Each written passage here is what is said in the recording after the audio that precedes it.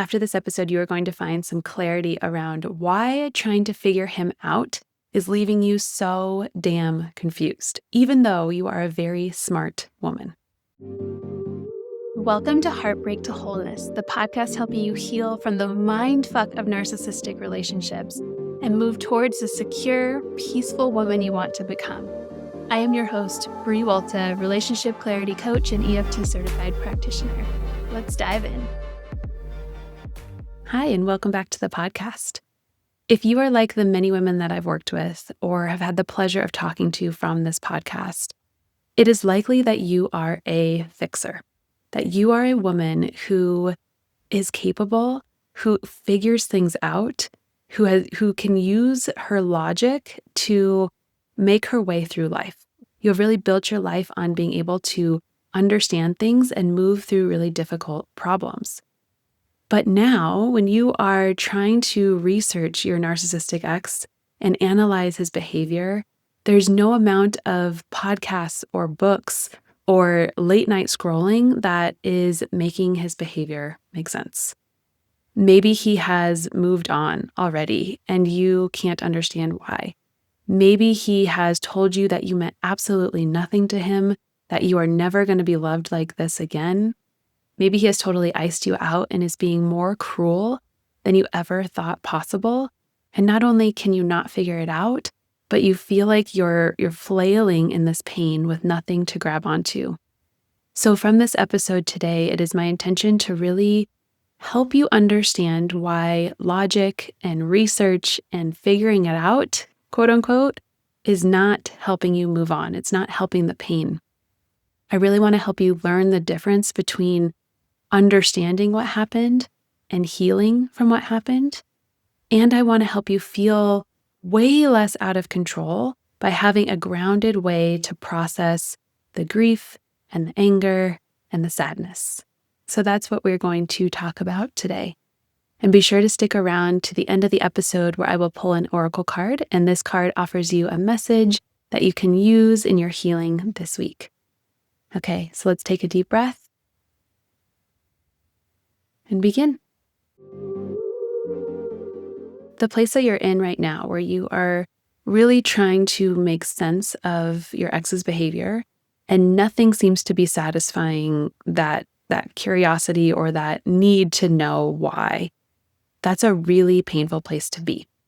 And especially painful for a woman like yourself who can figure things out. You use logic and you use research and finding information as a way to solve problems. And that has always worked for you in your personal life and definitely in your career, right? That's likely helped you really move through the ranks or have a successful business or be successful in whatever way that looks like for you.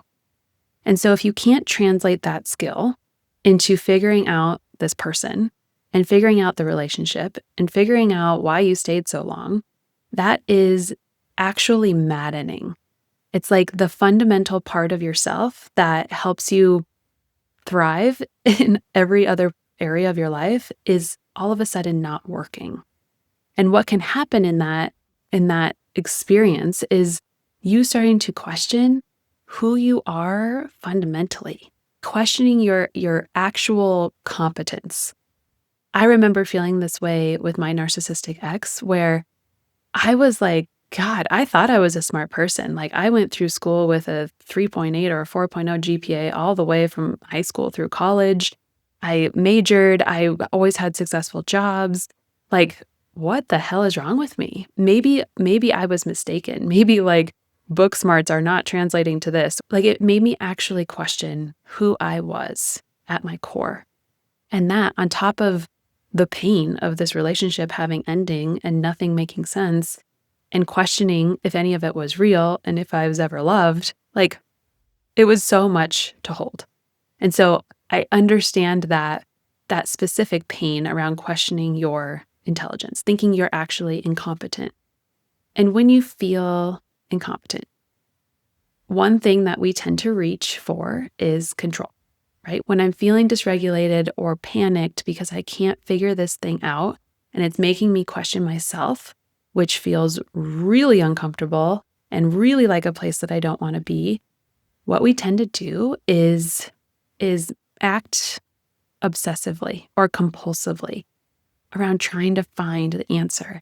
So you might be noticing yourself feeling really out of control with going down these YouTube rabbit holes or these podcast rabbit holes, almost like compulsively taking in information, trying to make it make sense, listening to one episode, going straight to the next, like not even digesting what the person was saying about what you just learned. It's like, oh, I need more, I need more, I need more.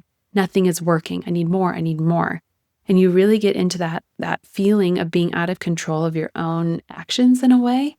And maybe even that out of control feeling is translating into these emotions that feel really unmanageable. Like you're feeling all this complex ping-ponging of emotions from anger to sadness to confusion to why can't I figure this out to self-judgment. And it's like a tornado. It's just like this energy that keeps swirling and keeps building and makes you feel more and more confused, further away from yourself, and like you're stuck and not able to heal. I've had so many women that come into my free intro sessions saying things like, I have a PhD in narcissism. I have researched the shit out of the grandiose, the covert, the malignant narcissist. I can tell you all of the traits of all of them. I understand a trauma bond, and I don't get it. Like, this is not satisfying the pain that I'm feeling. This is not satisfying, like, the reason why. Like, this still doesn't, it's not translating into how this person that I thought I loved and that I thought loved me can now treat me this way, could have just left this way or ghosted me or iced me out in the way that he did. It's not resonating. It's not making any sense. And the more that she takes in, the more confused that she feels. And maybe this researching for information is really starting to affect other parts of your life. Like, it's not just something you're doing in a free moment, but again, to that like compulsive feeling. Maybe at your desk, you actually have two screens up and you have a Zoom call up on one, but you're researching narcissism on the other screen. Your attention is split. You are so consumed with this need to understand, this need to figure it out, that it's starting to affect your work. And you're thinking probably at that same point, like, how can I run a team of 20 people, but I can't get through a Tuesday without diving down a YouTube search?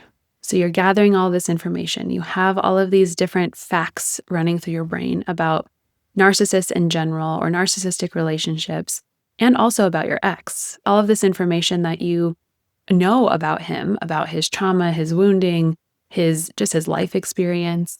And you might also have this experience where you're intellectualizing with anybody who will listen.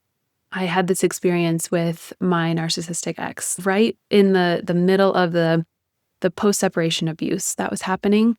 I had a job at the time where I was doing a lot of outreach, and I was having a lot of different coffees or lunches with people that we were marketing to. And I got to know these people pretty well, and they also knew him. And there was time that everybody knew that we had broken up, and it didn't make sense to anybody because he had presented in one specific way to the public that was not how he was presenting at home. And so I always got the question of like, oh my God, what happened? Are you okay? And I was such in this place of trying to figure it out and it not making sense. And his post-separation abuse was so huge and so like undeniable that it just consumed every conversation. And when they would ask me how I was, it would be like this word vomiting almost of, okay, well, I know this and this and this, and I know this about his trauma, and maybe that's why he's acting this way, and maybe that's going to explain this. And it was just sort of like trying to be a detective. I don't know. It felt like I was sharing information for the hope that they were going to take it all and be able to be like, here's the gift of clarity. And nobody could, obviously, give me that answer. I just kept finding myself spinning and trying to externally intellectualize, trying to internally intellectualize, journaling about it, trying to do whatever I could to make it make sense. And it was not making any sense. So if you're in that place of of feeling more confused all of the time, even with more information that you have, I want to give you what might feel like a painful truth. But I wish somebody had told me this, or that I had heard this when I was going through my recovery process, is that when you are trying to use logic to understand heartbreak or to move through the pain of heartbreak, you're not actually healing the wound.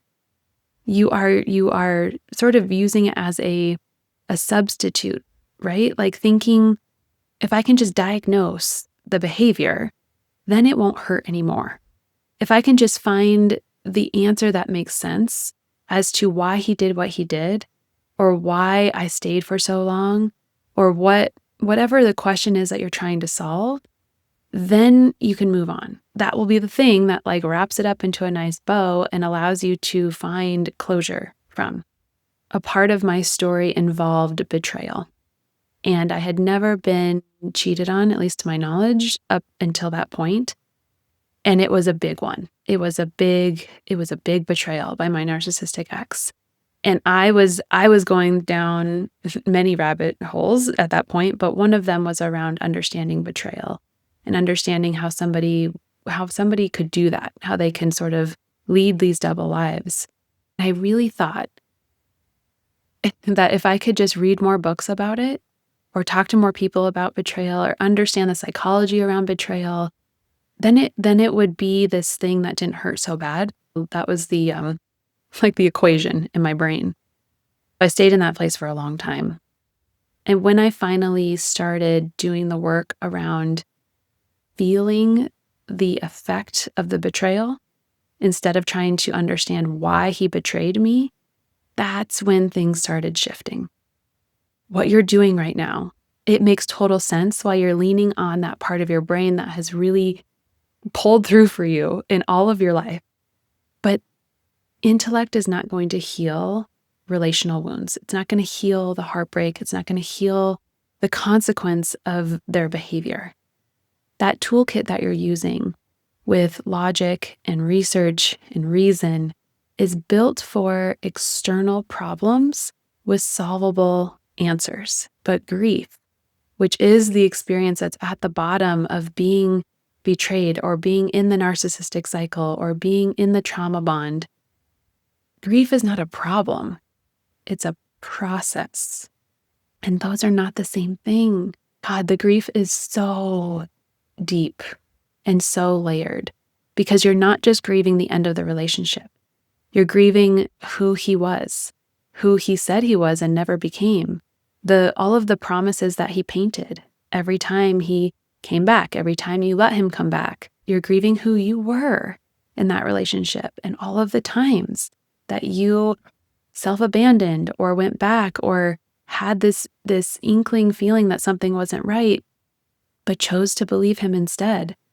There are so many parts of you that are grieving in these types of relationships. Grief is a process that we have to move through. And the wound that you're feeling is a relational wound. So you can't heal the relational wound alone in your brain. Relational wounds need to be healed with other people, especially when you have been gaslit or manipulated or been told that your reality is not your reality, which is always the case if you have been with somebody who is narcissistic. It makes total sense why you are leaning on the sort of lone wolf, I'm going to figure it out, I'm going to research it, it's going to make sense, and I'm going to be better. But that's just the wrong toolkit for the project that you have right now. The toolkit that you need involves a combination of understanding, right? Where I'm not saying that understanding narcissism or trauma bonds is wrong, but that's just one piece of the puzzle. So understanding combined with a large amount of safe space for you to be able to process what actually happened, despite the why. So what I help my clients wrap their head around and navigate is, how do we be with the result of what happened, regardless of why it happened? So how do you be with the fact that you were betrayed? How do you be with that anger and that sadness and feeling like you're unlovable and you're not enough? How do you be with that? instead of focusing on, well, why do people cheat? That is really the juice of healing. When we can get down into the feelings and let those feelings move, let that energy move and be processed and be validated in our body, that is what helps us finally be able to move on. I've used this metaphor before of when we're in the analyzing, trying to figure out, trying to problem solve mode, we're like on the surface of the ocean. We're holding on to this life raft that is the book or the YouTube video or the podcast, and we're thinking that that's going to keep our head above water. But eventually, that life raft starts to deflate and we start to sink down. And if we don't have the right tool to breathe underwater, we're going to be fucked. The tool that I use with my clients is called EFT tapping. This is a nervous system regulation tool that allows us to signal safety to the body while you're processing through hard feelings. Because if you aren't feeling safe, if your nervous system is not feeling safe, it's going to keep you on the surface. You're not going to be able to go down into that feeling.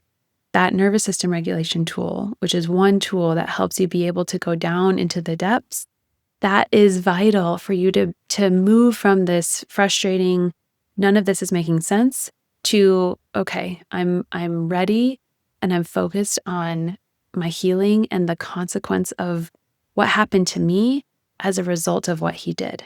Clients of mine who invest in this work, they're really ready to shift away from the why of him.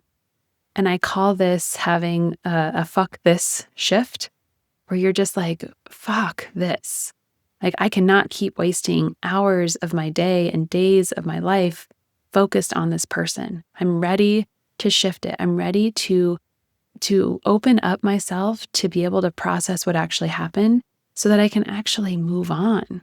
They know that it's going to feel scary because it's something new. And they know that it's going to require effort and energy and an investment because they're choosing to shift like their entire wiring. They're choosing to repattern their nervous system so that they're not always in that hypervigilant, panicked, I need to figure it out state. They know that rewiring the nervous system takes time and repetition, and that we need to do that often in relationship with other people who can help us co-regulate while we're figuring out how to self-regulate. And they're really willing to try this thing on of doing it with other people.